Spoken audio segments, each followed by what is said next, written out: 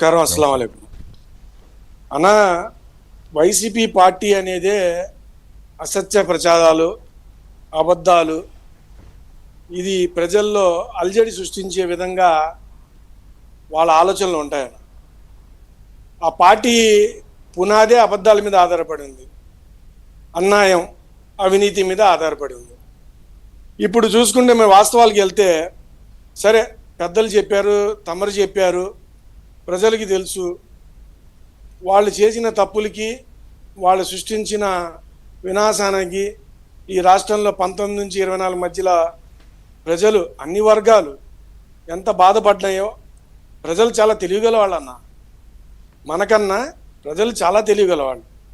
వాళ్ళకి తెలుసు ఎప్పుడు ఏ నిర్ణయం తీసుకోవాలి. ఒకవేళ ఒక ఛాన్సు అని ఏదో వాళ్ళ నాన్నగారు పేరు చెప్పుకొని వారి యొక్క చావుని అడ్డం పెట్టుకొని ఇతను అడిగాడు, ఏదో చేస్తాడనేది సరే, తెలుగు ప్రజలకి సెంటిమెంట్ ఎక్కువ. ఆ సెంటిమెంట్ ప్రకారం 14 నుంచి 19 మధ్యలో ఎంతో అభివృద్ధి జరిగింది. ఇంకా ఆ టైంలో తెలుగుదేశం ప్రభుత్వానికి కానీ కూటమి ప్రభుత్వం అప్పటి ఉంటే అవకాశం ఇస్తే ఇంకా ఈ రాష్ట్రం ఎక్కడికో వెళ్ళేది.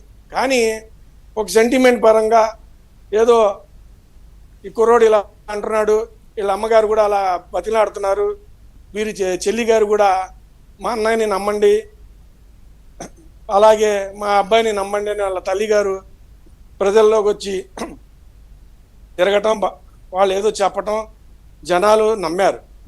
ఒకసారి అంటే అవకాశం ఇచ్చారు. తీరా ఏం జరిగింది? ఆయన ప్రజల్ని మోసం చేయటం కాదు, సొంత తల్లినే మోసం చేశాడు. ఆయన సొంత చెల్లినే మోసం చేశాడు, సొంత బాబాయ్ కూతుర్నే మోసం చేశాడు. సొంత బాబాయ్ చంపబడితే ఆయన ప్రభుత్వం వచ్చి 5 ఏళ్ళు ఉన్నా సరే ఆ చంపిన వాళ్ళకి పక్కన పెట్టుకుని తిప్పుకున్నాడు తప్ప బాబాయ్ ఆత్మ శాంతించేలాగా ఏ చర్య తీసుకోవాలా. ఇంక ఇలాంటి వ్యక్తి మీద రాష్ట్ర ప్రజలు ఇంకేం నమ్మకం పెట్టుకుంటారు? ఇకపోతే ఇప్పుడు ఓడిపోయారు, వాళ్ళకి 11 సీట్లు వచ్చినాయి. 11 సీట్లు వచ్చిన తర్వాత కూడా ఇక్కడ సీట్లు ముఖ్యం కాదన్న.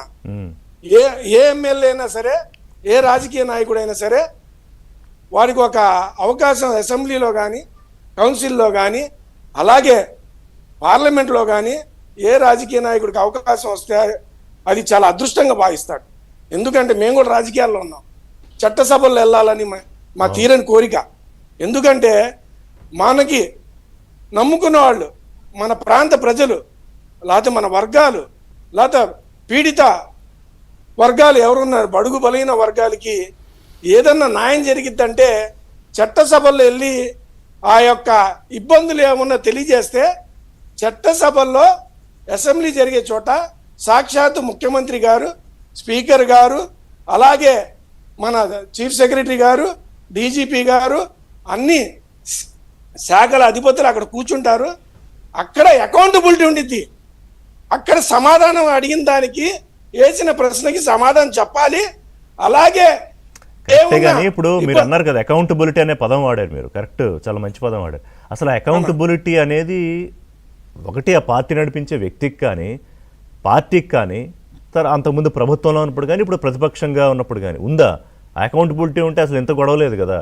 రెండోది, మీరు ఇందాక మాట్లాడుతూ ఒక మాట అన్నారు, పార్టీ అభివృద్ధి అని.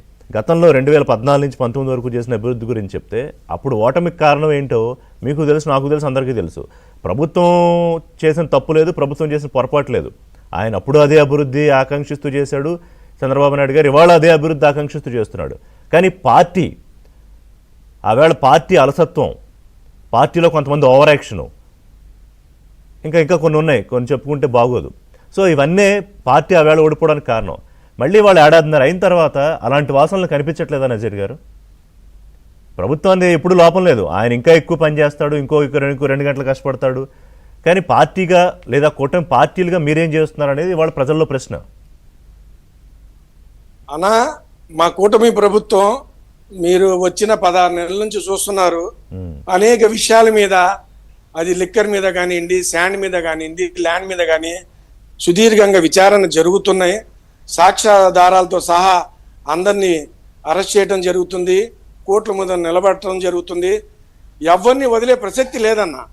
ఇక్కడ మెయిన్ విషయం ఏంటంటే, ఇందాక అంకమ్మరావు గారు తమరు కూడా ఒక విషయం గుర్తు చేశారు.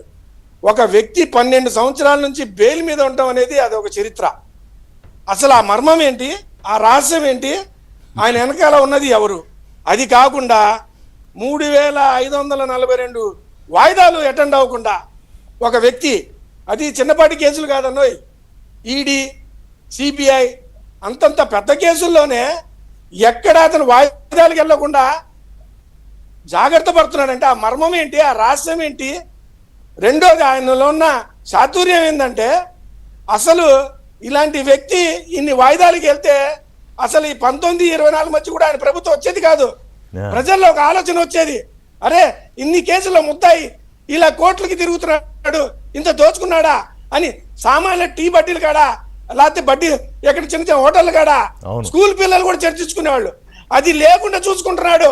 ఇప్పుడు కూడా జాగ్రత్త పడుతున్నాడు. అసలు విషయం, కేంద్రంలో ఉన్న పెద్దలు కానీ, రాష్ట్రంలో ఉన్న పెద్దలు కానీ, అలాగే ఏదన్నా సరే న్యాయస్థానాలు కానీ దయచేసి ఆలోచించాలి. అసలు వీళ్ళకి రాజకీయాలకి వీళ్ళు ఫిట్టా, వీళ్ళ అర్హులా, వీళ్ళ మీద దీన్ని కేసులు ఉన్నాయి, కనీసం వీళ్ళు వాయిదాలు పిలవట్లేదేంటి, వాయిదాలకి వెళ్ళట్లేదేంటి?